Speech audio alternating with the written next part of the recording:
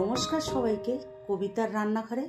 আজকের রেসিপি ছোট ছোট ভোলা মাছের পাতুরি। শীতের দুপুরে এরকম পাতুরি গরম ভাতের সাথে খাওয়ার মজাটাই আলাদা। চলুন তাহলে দেখে নিন রেসিপিটি।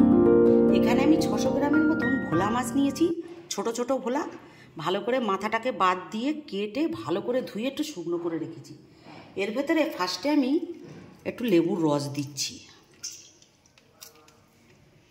তারপরে আমি লবণ দিচ্ছি, তারপরে আমি একটু লঙ্কার গুঁড়ো দিয়ে দিচ্ছি। এখানে আমি জিরের গুঁড়ো, ধনের গুঁড়ো দিয়ে এটাকে আমি ভালো করে ম্যারিনেট করে রেখে দেবো। 10 মিনিটের মতন আমার ম্যারিনেট করা থাকবে। এরপর আমি এখানে 2খানা পেঁয়াজ নিয়েছি, একটু ধনে পাতা নিয়েছি, আর একটা টমেটো, আর 6টা-7টা কাঁচা লঙ্কা। কাঁচা লঙ্কায় ঝাল নেই। আর একটু রসুন, ধনে পাতা, সব কিছু দিয়ে এটাকে আমি একটা পেস্ট করে নেব। এর ভেতরে আমি আদা বাটা দিয়ে দিচ্ছি 1 চামচ।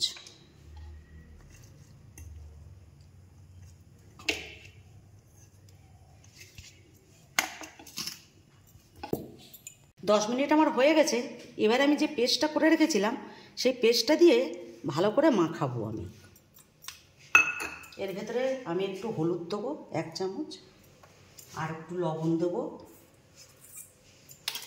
আর 1 চামচ তেল দেব।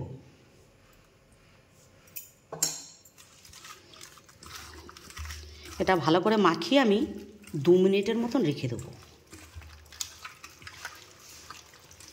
এটা আমার 2 মিনিটের মতন চাপা দেওয়া থাকবে।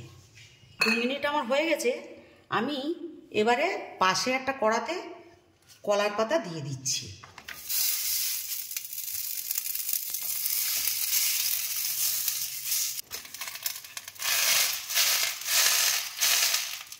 এবারে আমি কলার পাতার উপরে একটু তেল দিয়ে দিচ্ছি 1 চামচের মতন। দিয়ে যে মাছগুলো আমি ম্যারিনেট করে রেখেছিলাম সেইগুলো এর উপরে আস্তে আস্তে করে দিয়ে দেবো।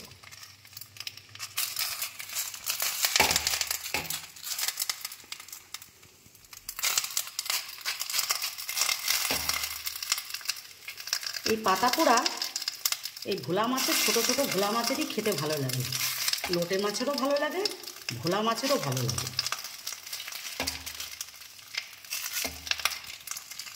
সবগুলি আমার দেয়া হয়ে গেছে।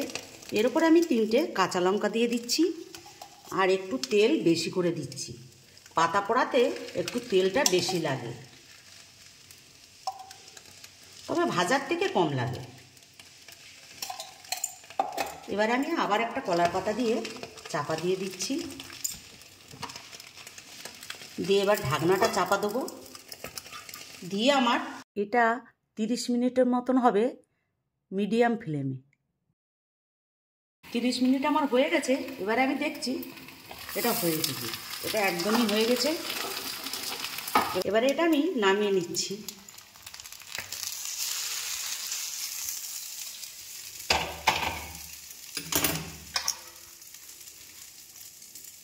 দেখুন একদম হয়ে গেছে, খুব সুন্দর হয়েছে। পাতাগুলোও পুড়ে গেছে, খুব সুন্দর একটা গন্ধ বার হচ্ছে।